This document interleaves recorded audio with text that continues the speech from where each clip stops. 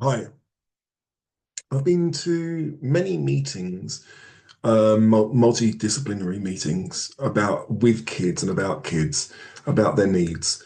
Um, and lots of different professionals have turned up or have attended: psychologists, speech therapists, occupational therapists, social workers, teachers.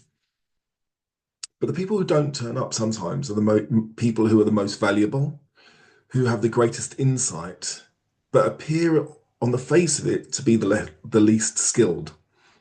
And within the education setting, that can actually be, and also within the hospital settings, actually, that could be cleaners, security guards, and also I've put it down as food servers. But actually, in England, it could be the lunchtime assistants or the chefs or the cooks, not necessarily the people who do the food prep, but the actual people who serve. And again, what's that got to do with economics? Well, actually, it's got to do with the economics, and it's actually knowledge transfer. And what I mean by this is actually when you're talking about a person's needs, a person with special needs, disabilities, hidden or otherwise, you've got many different people and many different component parts and people that are actually working with the people. But actually, it's the details that count. It's the small, minute details that count. Now, think about the person when the child or the individual comes into the school. The person that's focused, if there's a security guard on the gate or if there's a person on the gate, they're the people that are focused on behaviors, on looking what's around. They're, they may not necessarily be trained in observation, but they're understanding routines and they'll get the picture of the routine of what's going on because they're on part of a security team. And what they'll do is they'll actually pick up on subtle changes, on small changes, and they'll be able to pick up on those nuances and actually potentially see what's going on with that person. But do they have the opportunity to report that back to the people that are working with that person that particular day or watching the long-term behavioral changes and feed that back into the system? Another person, again, it's the cleaner. The cleaner and the facilities managers, they are experts in their field, in cleaning, in tidying and sorting out stuff. And if those people are working regularly in the same place over a period of time, they get to actually know the people in that place without you even realizing it. They get to know the identities of the person without them possibly even meeting that person. They'll see the bitten pencil, the desk, the wear in the floor, how the facilities are actually used and what's wearing. And then again, they can notice that change over time. And I'm going to give you an anecdote. I'm going to give you a little example of this. A number of years ago, I worked in in an autistic specific school, and one of the key members of our team was the facilities manager. He actually knew what was wrong with the kids. He would, because unfortunately, or fortunately, depends where you view it, he would have to clear up the mess. Um, and I'm not going to go into the detail about the mess, but at times he would see certain toilets overflowing, certain things that have been broken.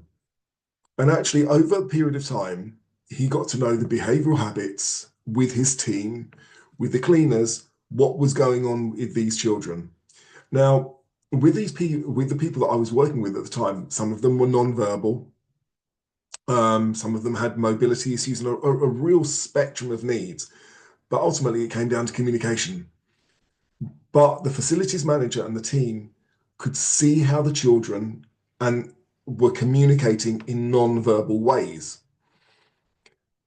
And infrequently, and I'm talking about once every 4 to 6 months, they might attend a meeting. And again, it comes down to the knowledge transfer.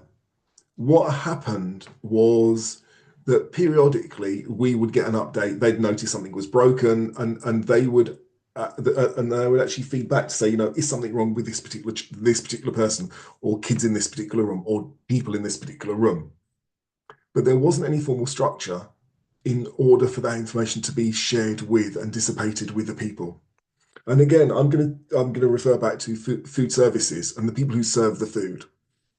Again, they will watch and can see the behavioral changes of the person, their habits. They can look at what type, not only what type of food, but the texture of food that the person is actually liking. I'm going to refer back to, or not, I'm going to refer back to, let's say, eggs, fried eggs. How do you like your eggs? Do you like your eggs runny or slightly harder? Mashed potatoes. Do you like your mashed potatoes, if you eat them, creamier or with lumps in? Let's pick broccoli. Do you prefer it crispy or harder? Rice. Do you like it just with a little bit of bite or soft? Because the food servers are going to be serving out the food more or less day in, day out. But that food might be cooked ever so slightly differently and will have an ever so slight difference in texture. And they themselves will be able to identify what the needs and likes of the child is. But actually, I've never been in, both as a parent and also as an educator, I've never been in multidisciplinary meetings where the food servers have been there, where they've had their input. I've never actually been in a meeting formally where the cleaners or the facilities managers have been there. And I've certainly never been in a meeting where security guards have been there. And my point, and again, the whole purpose behind, or my driving force, is economics. That knowledge that these often forgotten and overlooked people have gets lost. And that has economic value to the organization on what they purchase, how they purchase goods, what services are needed to support the individual to maximize their potential. So again, my call to action is take a step back. If you're a manager, if you're a leader in an organization, think about the interactions. If you're in an organization that has food servers, cleaners, or security guards, and they interact with the people who have hidden or visible disabilities, and you're having a meeting about that person, think about how much information should we gather? Should we invite that person?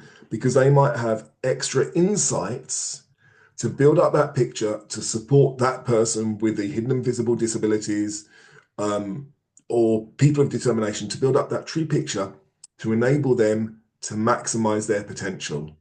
Thank you very much for your time. And if you get anything out of this, like, subscribe, and share. Take care. Have a lovely day.